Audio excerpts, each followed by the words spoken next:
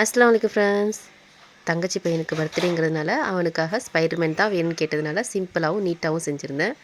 Cake செய்யக்குள்ளே எனக்கு சுத்தமாக time இல்லை, அதனால் சிம்பிளாகவே பரவாயில்லன்னு சொன்னதுனால ஸ்பைடர்மேனை சிம்பிளாக பண்ணி முடிச்சாச்சு. டேஸ்ட்டான சூப்பராக இருந்துச்சுன்னு சொல்லிட்டு அவங்கெல்லாம் சாப்பிட்ருந்தானுங்க.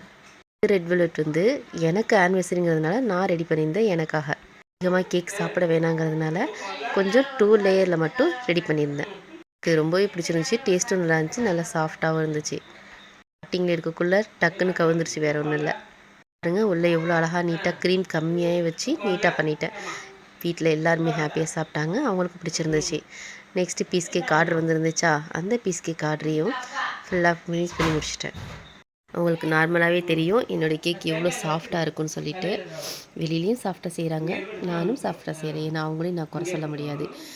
என்னோடய கேக் இவ்வளோ சாஃப்டாக இருக்குது, உங்களுக்கே தெரியும் நான் கேக் ஜெல் சேர்த்து செய்கிறதுனால இப்படி இருக்குன்னு சொல்லிட்டு. மறக்காமல் லைக் பண்ணி சப்ஸ்கிரைப் பண்ணுங்கள். இந்த வீடியோ ஃபுல்லாக பார்த்ததுக்கு தேங்க்யூ.